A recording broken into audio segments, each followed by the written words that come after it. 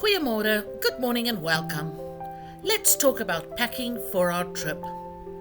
In America, long gone are the days when airplane tickets included such luxuries as sitting together or, gasp, bringing a suitcase. These days you pay extra for everything. With most airlines, when you fly within the US, you don't even get a carry-on anymore. If you want to bring anything but a small personal item that can fit under the seat in front of you, you pay extra. At least the airlines are kind enough to allow you to bring a carry-on suitcase when you fly internationally. In my youth, I traveled Southeast Asia for 3 months with just a backpack. When we started in Beijing, there was snow on the ground. And when we ended in Thailand 3 months later, we were living in swimsuits and sarongs. I managed to pack all of that into a standard backpack. Although I did cheat and pack an old thick coat that I abandoned as soon as it got hot. We went back and forth for a while after buying our tickets whether we would even pay for a suitcase or just make the carry-ons work. In the end, my boyfriend did not think he could pack everything in a carry-on. And I knew I wanted to bring home some gifts and some snacks from America. So we paid the exorbitant price to bring a checked suitcase as well. I still managed to pack all my clothing in my carry-on. Before I talk more about that, I want to mention that the airlines are getting super serious about the carry-on and personal item restrictions. The airline we were flying with did not have a weight limit, but if you fly in Europe, they often have a weight limit and they will weigh your bags. Our airline pulled people out of line that had a carry-on that exceeded the size limit. They were kind enough to allow those people to gate check those bags, but it was a kindness. Many now will have you check in your bag and then make you pay an extra fee. As we got on the plane, we were told to put our carry-on bags in the overhead bin and our personal items under the seat in front of us. Some people had backpacks as big as their carry-on bags, as their personal items, and when they tried to put those in the overhead bins, they were stopped and made to put it under the seat, leaving virtually no space for their feet. While this might be fine on a quick domestic jump, not having anywhere for your feet in an already cramped seat for a 15-hour international flight is no picnic. This is not the exception.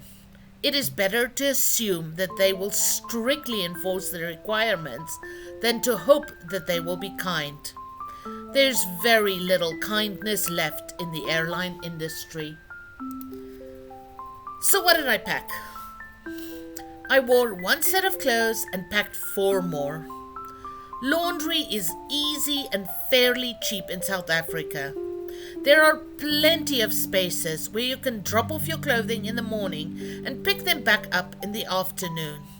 And it will come back to you fresh and most likely cleaner than if you had done it yourself. I did not pack any toiletries beyond a hairbrush and a toothbrush. I packed contact lenses, a small bottle of solution, my contact lens case, and several pair of reading glasses. Strangely enough, I did not lose any reader glasses. I have been known to lose all the ones that I have packed while on vacation. Except if you need anything specific, you can easily pick it up in South Africa. I did pack a small medical kit, just the basics.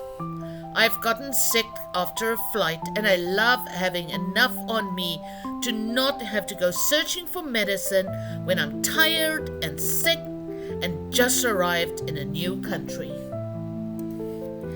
It was still cold in Las Vegas when we left, so I wore long pants, a t-shirt and a light jacket. I also wore my sneakers and packed a pair of flip-flops. I packed 2 sets of underthings, 4 t-shirts, one that is nice enough that I can dress it up a bit, 2 pairs of shorts, 2 pairs of long pants, and a wrapped skirt. I packed my pajamas, and I also packed 1 long sleeve shirt. The only thing I didn't wear. But Cape Town weather is unpredictable enough that I was willing to make the space for this. I also packed an extraordinary amount of camera equipment, several spare SD cards, power banks, plugs, cables, and the never-ending electronic clutter of the modern world. I knew I would not have any time to do any editing, so I just packed memory. These days you can store days of filming on a mini SD card. I back up my phone and my camera onto 2 extra cards and store them separately. It might be overkill, but I dread losing all that hard-won footage. In the big suitcase, I packed gifts for my family and some things I was asked to bring. Then I filled the rest of the space with yarn. Yarn? Really? Well, my mom knits. She knits constantly. She knits woolen hats that she donates. So, since I knew I would have some space left in the suitcase, I got some cheap yarn off Facebook Marketplace and filled every spare inch with it. I have a suitcase scale. Tiny, cheap, light, and just about the best thing I have ever bought for traveling. No more hoping and praying that my suitcase is not overweight or trying to weigh it on the bathroom scale and getting it wrong. I packed my suitcase to 48 pounds. Firstly, because my scale is cheap and most likely inaccurate, and secondly, because there's always something that gets shoved in the suitcase at the very last second. People always ask me, so do you pack? Nope. What about nope? I pack a book, a neck pillow, a wallet, some extra hair elastics, earbuds and earphones, and my passport in my extra backpack. And that's it. The best travel lesson I've ever learned was to stop packing for maybe. Maybe pack a pack of cards if you're bored. No, you have games on your phone. Maybe pack a second book if you finish the first one. No, you can buy another book if you have to. Maybe pack another pair of shoes. Nope, I live in flip-flops here at home. Why would that change on vacation? So what have you learned to leave at home when you go on vacation? And what is worth the space in your suitcase? Let me know. I might just learn something for next time.